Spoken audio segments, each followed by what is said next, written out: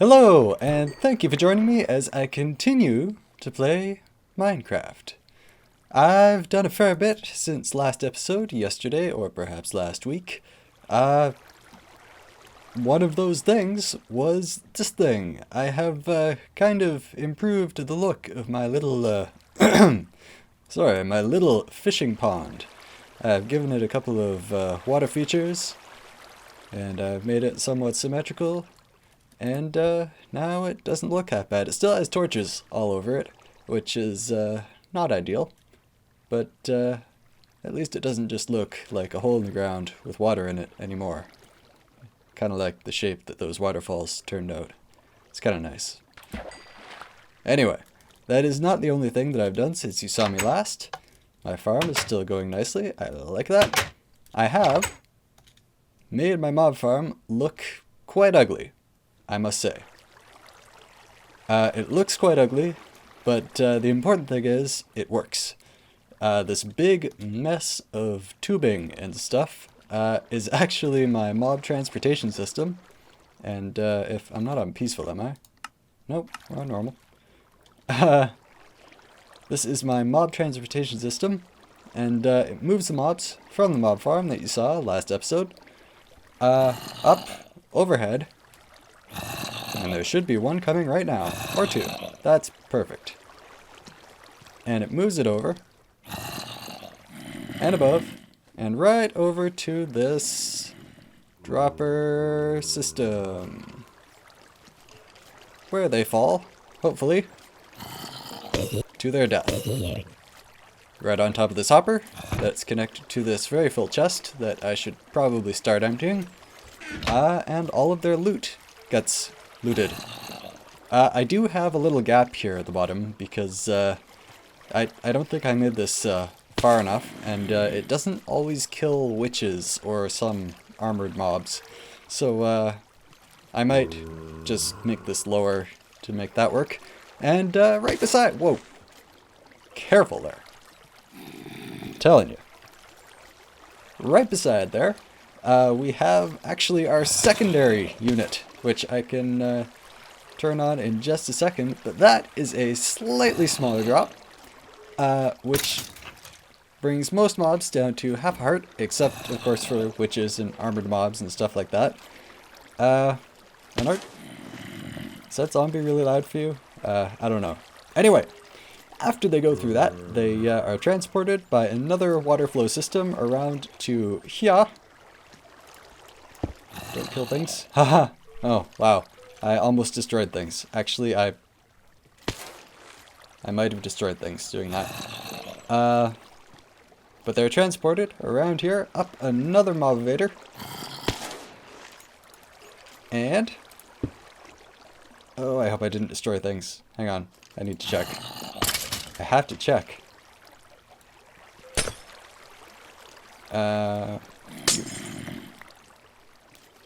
Okay, good. I didn't destroy things. And I'm not going to go up there because it's not easy to get out that way. Let me just repair things because I'm breaking things all the time. Perfect. Right. That's really loud for me. I don't know about you. But they come around to another mob evader.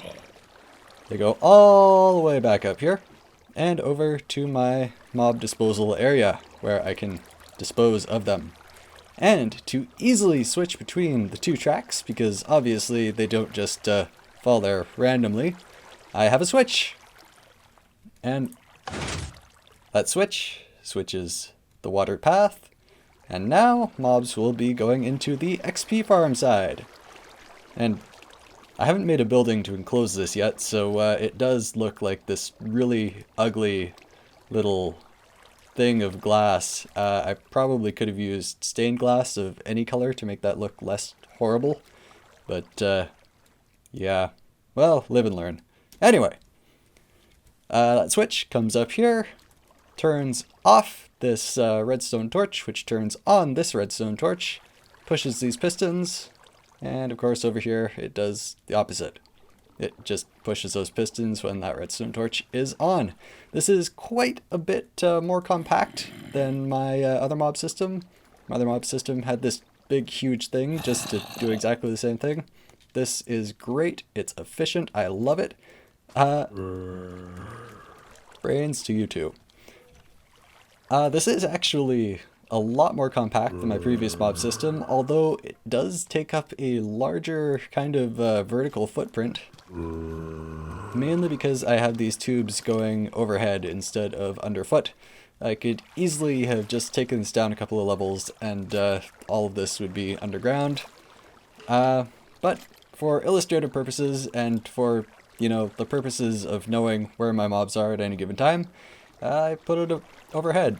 And now I have this tall, kind of skinny mob farm, which is interesting.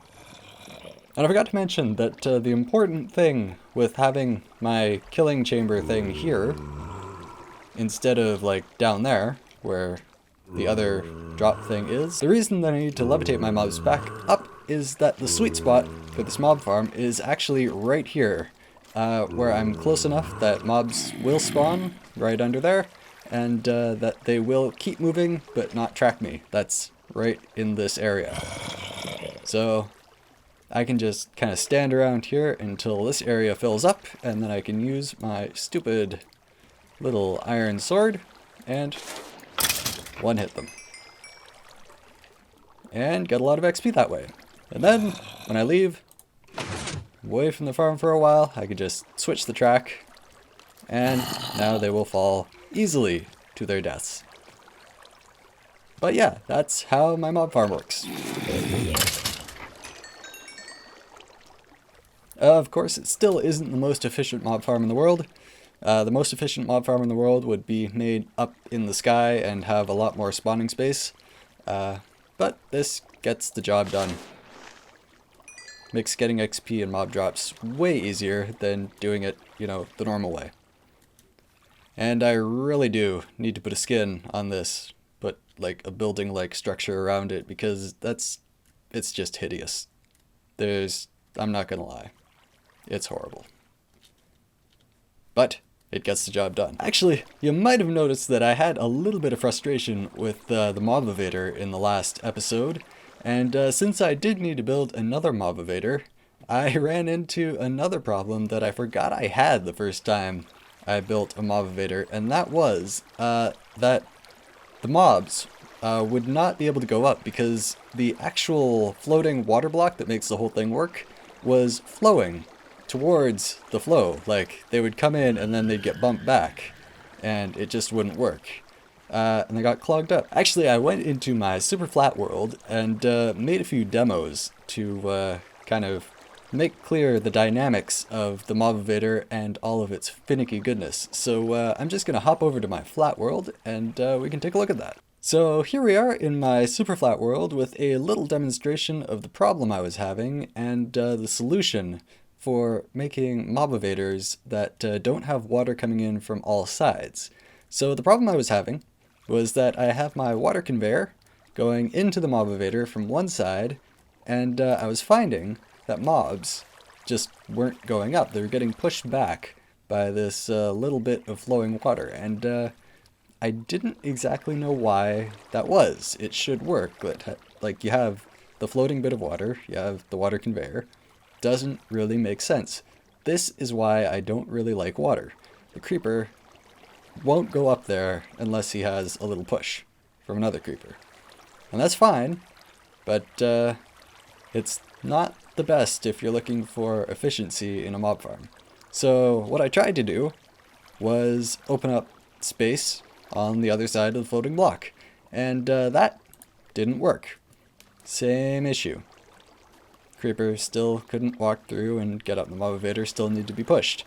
The solution to this that I found was kind of obvious, but you need an entire other water conveyor on the other side in order to balance out the flow on your floating block. So no mobs need to be traveling down here, but you need an entire other like 8 block length in order to make this work. And as you can see, our friend has no problem ascending the mob evader as he should. Now, oh, that's cute. Anyway, where was I? Right. Now, since I usually build mob evaders for the purpose of getting mobs up from spawning pads, you usually don't have 8 blocks on the other side of where you want to build your mob evader, because there's spawning stuff over here and that would mess everything up. So, worst case scenario, you can actually wrap your second water conveyor all the way around, wherever you want it, as long as it has one kind of block lead up to the floating water block that makes the whole mob evader thing work. And then you can do things like this if you want.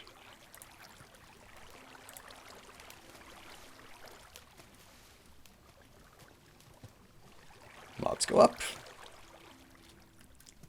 And you have yourself a creeper log ride thing. You want to join? I can push you in there. And the great thing about this is, if I can get this guy to fall in, if you're so inclined, you can actually load mobs, or, well, mobs, from the other side. They don't need to go in that way, but they can. I've never actually had a system that needed to be this compact. Usually I just bend the second one at 90 degrees at this point and then go out this way. But if you wanted to, you could make it this compact. So that's just a little bit on the dynamics of the mob evader floating block balancing mechanic dynamic thing. We have happy creepers over here, we have bored creepers over here. And over here, we just have a model of the switch that I was using for the mob system to switch over. Just so you can easily see, switch, torch, going in one block below the torch, torch turns off torch, therefore turns off pistons, and that's just a normal piston thing. Do the other way, torch is off, torch is on. I think it's kind of clever. But then again, I'm not very good at redstone. But that's all I had to show you in Flatland for today, and now we can go back to my survival world. And yeah, hopefully that was informational for you about the use of mob evaders. I was kind of frustrated about it, so hopefully this can prevent further frustration on the subject of mob evaders. I'm not a huge fan of them. I use them because I gotta. What else have I done since the previous episode? Right, I have actually gone exploring a lot. I went out about 5,000 blocks in every direction, and to my surprise, I didn't really find very many new biomes. I don't know if this is a new thing in the latest update, but it looks like my entire continent, like this entire area, is only made up of like 3 or 4 biomes. And there aren't any jungles, any deserts, any mesas, nothing.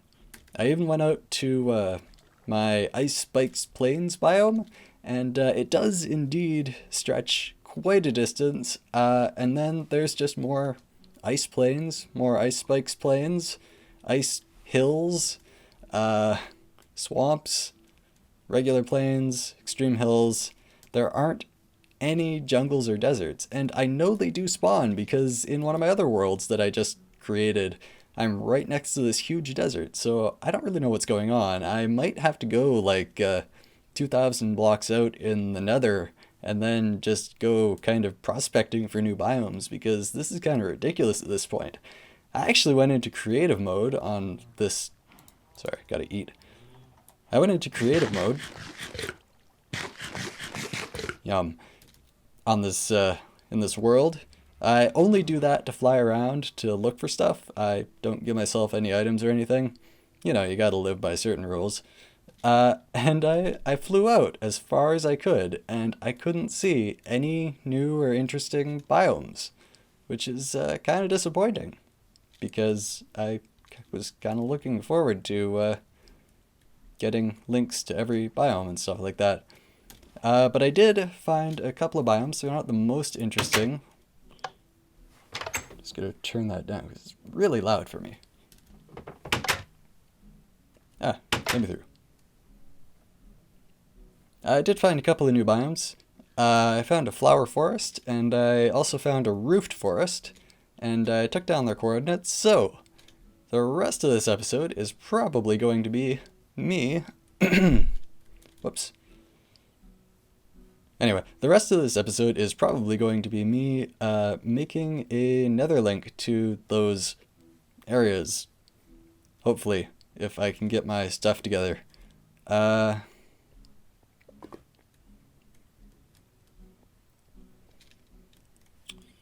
yeah, here's another thing. I keep forgetting everything that I've done since last episode. Remember my lava pool? I actually moved my obsidian mold down to the lava pool so that I can more easily mine obsidian for my nether portals. And actually, in so doing, yoink, I found out that this actually links up to the rooftop of kind of my home cavern. So that's interesting. I don't have really... Actually, yeah, I do. I have a single pathway down from up here. So it's not the most effective link, but it's an interesting one. But yeah, now I have my lava harvesting and my obsidian harvesting room in the same place, which is very convenient. Not as convenient when you consider that obtaining obsidian is still a very slow process, even when you have a efficiency 4 pick. Maybe I'm just impatient. Maybe I don't value, the value of having another portal. The extreme convenience that having another hub is. Or maybe I just want to hurry up and play game. Okay, so there's one worth. Why do I only have 3 buckets? Do I have... Ah, well, 3 buckets is enough.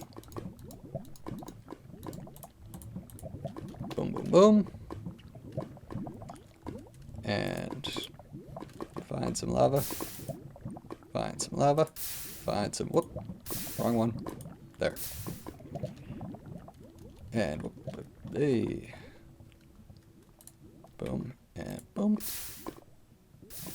Whoop. 3 buckets, man. 3 buckets. How many buckets do you have? 3 buckets. You good? You happy? You're not flowing? Good. And what a bucket.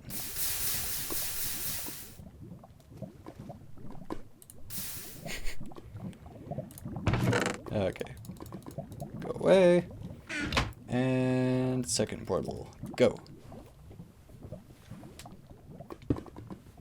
So yeah, I really don't know what I'm gonna do because I was kind of hoping that I'd be able to get the materials and various trees and stuff from all the new biomes fairly easily now that I had, a horse and stuff like that, means of transportation. But it turns out I might have to go looking a lot further to get all of the interesting biomes. Like on practically this entire continent, it's just plains and forest hills and extreme... Keep going. Don't stop. And extreme hill. Come on. I think my mouse is having problems. Yep.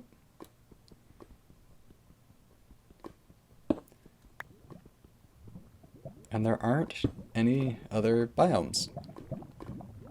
Like, I might need to completely relocate my home base area. Or possibly just,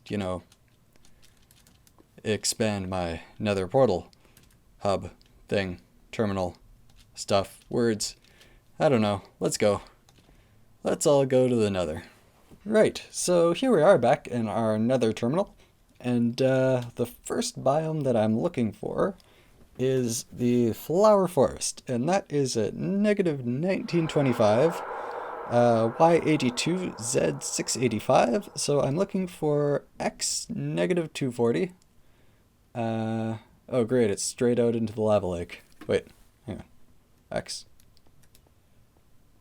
Yeah, straight out into the lava lake. Wait, hang on. never mind. I was pointing in the wrong direction. So it's x negative 240, y 82, so it's up, and z 85, so it's over that way. Actually, I can just go straight out here, I think. Let's go out this way. Perfect. And I'm going to need to make a tunnel out here of some sort, mainly for GHAST protection. Oh god. I should really watch out for that more. That could have easily been my death. So word to the wise, when you are tunneling through the nether, watch out for sharp drops, because there is sometimes lava below. And there's just chicken floating out there. I think that has to do with baby zombie pigmen. They ride chickens. Hello. New area. Now I just need to bridge out. I'm always worried that my shift key is just going to give out and I'm going to fall to my death in the nether. And that would be the worst thing ever.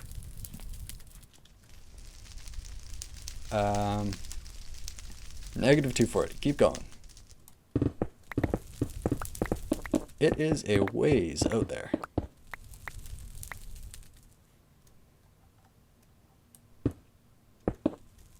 Whoa, hey, whoa. Don't need to make it too tall bridge. GHAST.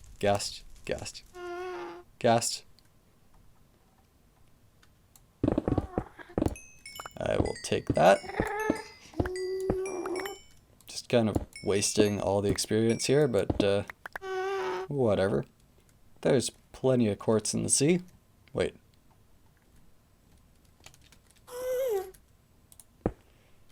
Y80, Y82. We're close.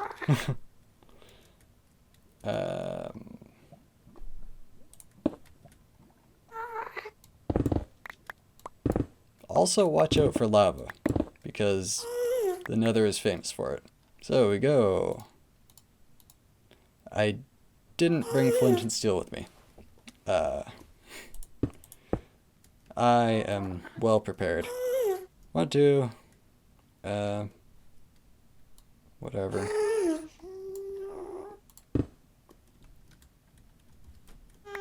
3, 4. Let's just get all of this out of the way. Lovely.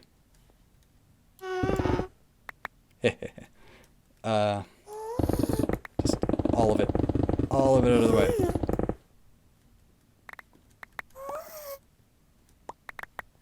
Yeah, whatever. So that's 4. 1, 2, 1, 2. 4, 5, 6, 7, 8. It's, yeah, that many.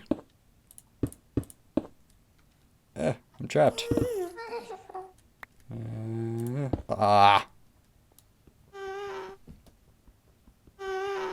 Yeah, I've been called many things, but good at Minecraft is not one of them.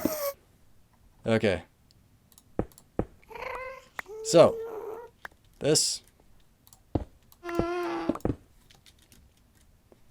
will be the portal. I didn't completely screw that up, did I? No, we're good. This will be the portal to the flower forest, and I'll be right back with some flint and steel, and we can actually see if any of this worked out. Okay, be right back. It is a long way away. All right, we are back. I have my flint and my steel. Let's light this up and hope it's facing in the right direction on the overworld.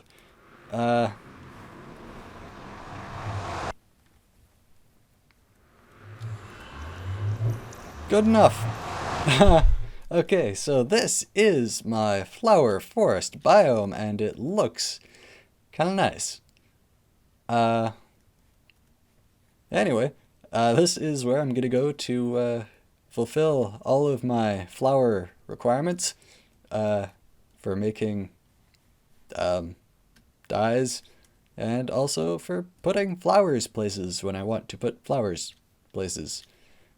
But yeah, this is right on the edge of the flower forest biome, and it just goes in that direction for a while. And I might come here once in a while, just to, walk around, light stuff on fire. Oh, to walk around.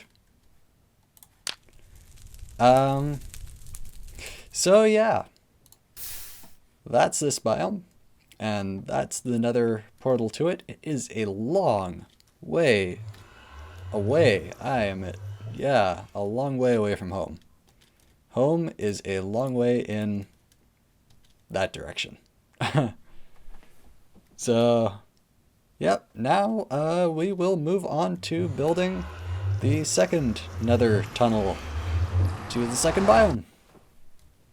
Let's go.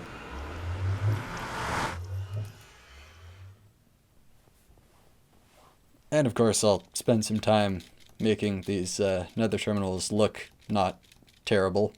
Possibly in a future episode, possibly off camera. Probably off camera. I do a lot of stuff off camera. The main thing about this is just making this secure. I don't want any ghasts blowing up this bridge and or myself. So I'll probably make a tunnel. Probably at a netherrack. I should really put a little bit of effort into making this look not terrible. But yeah, there is that.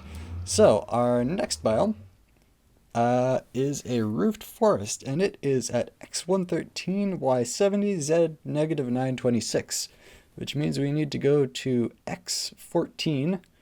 Hang on, let's get pointed in the right direction. Whoa, hey. Okay, so x14, which is not very far in that direction. And y negative 1, what, not y, z. Z negative 115. Which is straight out into that lava lake. Great. Just great. I should probably patch that hole.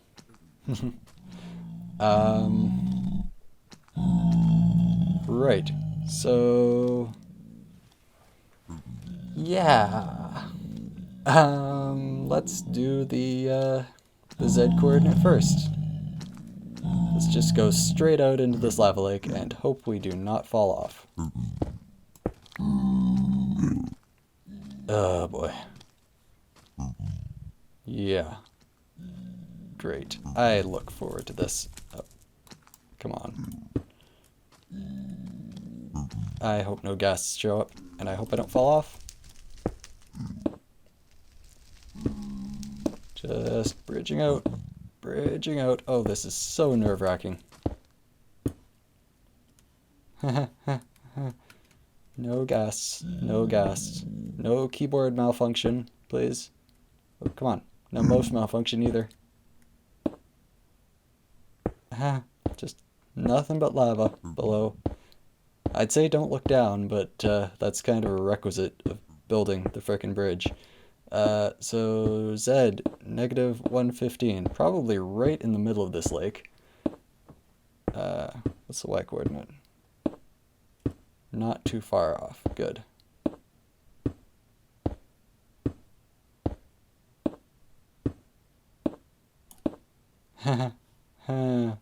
Oh good, it does have another shore. Because, it could just have been an endless lava lake. Although technically we're underground, so wouldn't that be a magma lake? Whatever. Semantics. Come on. Come on. Place it a block. You place it a block, we don't have problem. Okay, and if I'd known this was going to end up right in the middle of this lake... Oh no, don't be aghast. Oh no. Oh no. Oh no. Oh no. Oh no. Oh no. Oh no. Oh no. Oh no. No. No. No. That was a ghast. That is a ghast. That is not good. That is not. Oh no.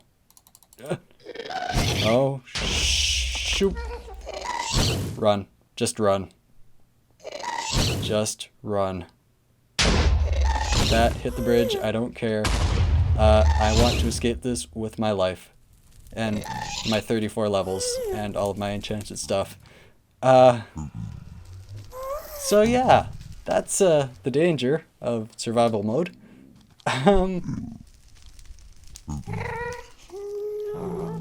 It's out there, man.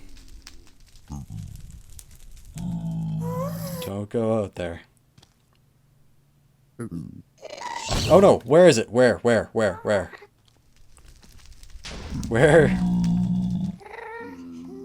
This is serious, like, horror movie stuff.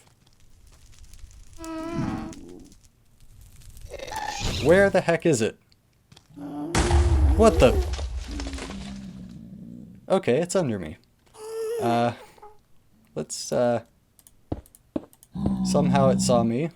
I didn't. Oh, it's in the freaking lava. What the heck? Okay, I give up. See, this is why we make tunnels. I'm out of netherrack. I'm never out of netherrack. Okay. Let's run. Like the cowards we are.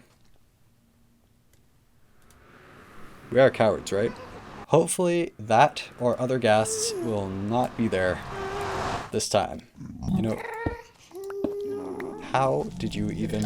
Oh no! Oh, that was perfect. I'm still terrified. What the heck, man? Ah! Alright, this is not good. This has gone too far. Did it blow a hole in my other area here? You better not. Okay, good.